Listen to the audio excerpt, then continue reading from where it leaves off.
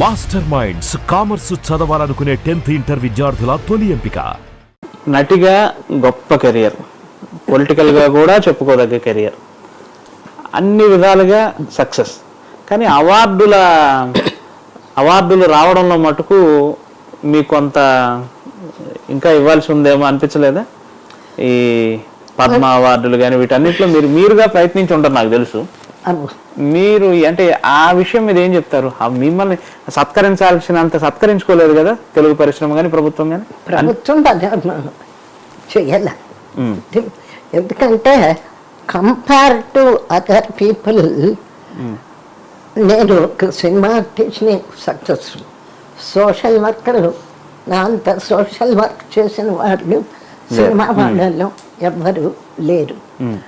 అలాగే రాజకీయాల్లో కూడా ఒక పట్టుదలగా నేను ఇంకా ఉండి సాధించాలి, నేను చీఫ్ మినిస్టర్ అవ్వాలి, నేను ఇది అవ్వాలి, అదని అవ్వాలి అన్న కోరిక నాకు లేదు. ఫస్ట్ పాయింట్ అది.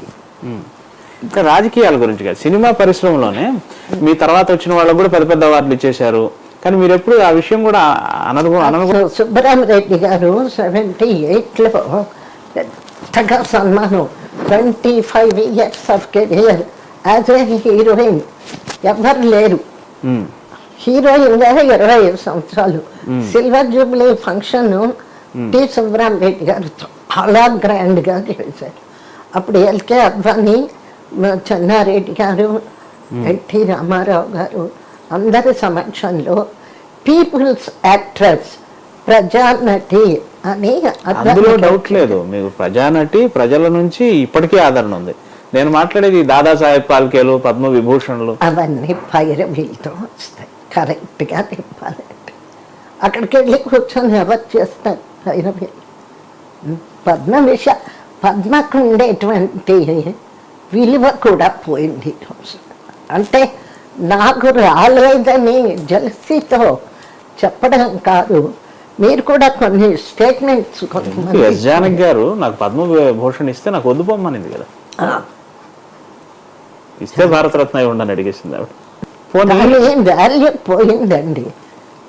ఎందుకంటే కొంతమంది అనర్హులు కూడా వెళ్ళిపోయే స్థితి వచ్చింది. దట్ ఇట్ షోస్ ఆ పద్మశ్రీ కానీ పద్మభూషణ్లు కానీ వాటి వాల్యూ దిగజారిపోయింది. అట్లాంటప్పుడు రాకపోయినా ఇబ్బంది లేదు. ఇప్పుడు సినిమాలు చూస్తున్నారా, చూస్తూ ఉంటారా? అసలు చూడండి. ఓకే, ఈ మధ్య కాలంలో వచ్చిన సినిమాలు మీరు చూసిన ఆఖరి సినిమా ఏంటి? థియేటర్కి వెళ్ళి మేబీ అవకాశం ఉండదేమో జనం అంతా. అసలు 20 ఏళ్ళ ఉంటుంది. ఒక విశ్వనాథ్ పిక్చరు ఆ మధ్యని,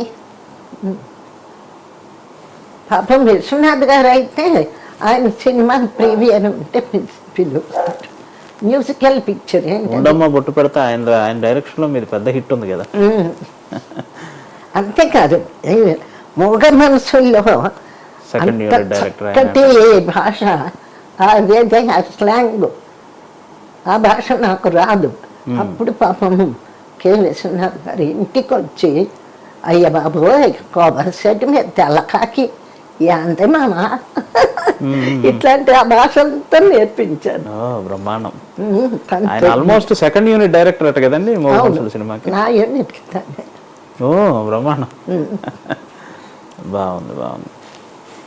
ఈ మధ్య లేదా ఈ తరం ఆర్టిస్టులంతా మీ నుంచి చాలా నేర్చుకోవచ్చు.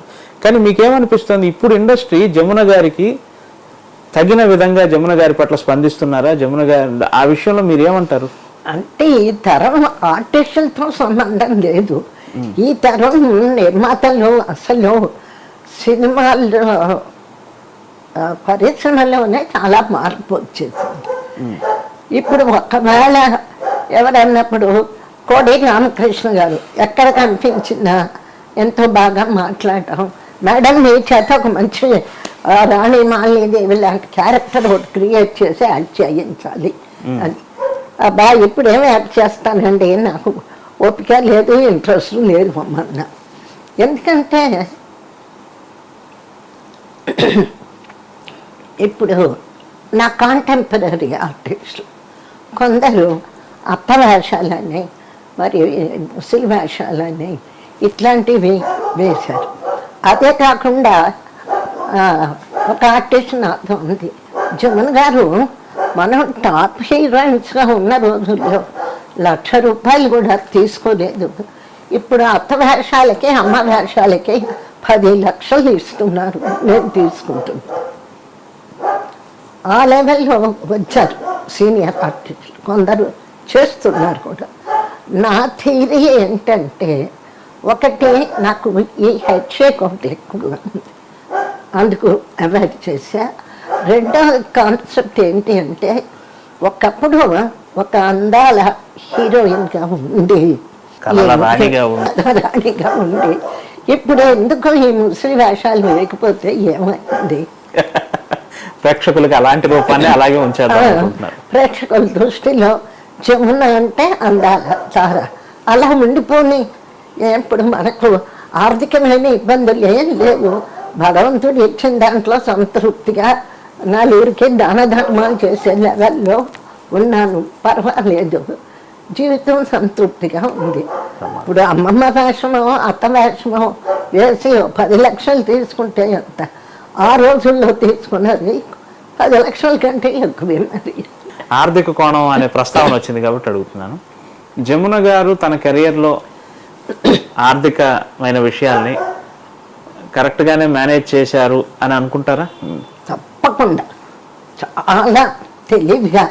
అటు నాన్నగారి హయాంలో కానీ నా హయాంలో కానీ నేను ఆర్థికంగా ప్రాపర్టీ విషయాలు, ముఖ్యంగా సినిమా హాల్ ఉండేది గుంటూరులో, అట్లాగే ఇక్కడికి వచ్చి అలంకార థియేటర్, మాది గుంటూరే, ఆ థియేటర్ పక్కన ఉన్న ప్రాంతంలోనే నేను పుట్టి పెరిగాను.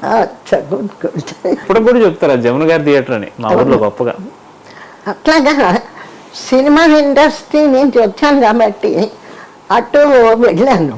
కానీ ఆర్థికంగా నేను నష్టం ఎందుకు పోలేదు అంటే, సినిమాలు తీయలేదు, అది ఫస్ట్ పాయింట్. సావిత్రి గారి లాగా సినిమా మాత్రం తీయాల.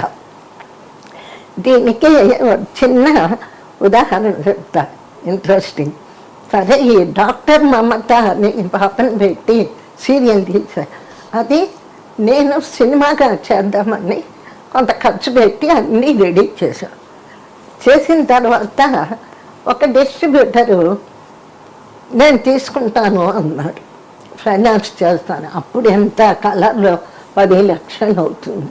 అప్పటికే నేను కొంత ఖర్చు పెట్టేశాను, రికార్డింగ్, సాంగ్స్, డ్రెస్సులు, ఆర్టిస్ట్ అడ్వాన్స్లు అన్నీ అయిపోయినాయి. ఆయన లాస్ట్ మూమెంట్లో చేయించేశాడు. చేద్దామని కాల్ షీట్లు ఇచ్చేశారు, షూటింగ్, రా ఫిల్మ్ అన్నీ కొనిపెట్టేశారు. అప్పుడు అది డిస్ట్రిబ్యూషన్ కంపెనీ ఉంది.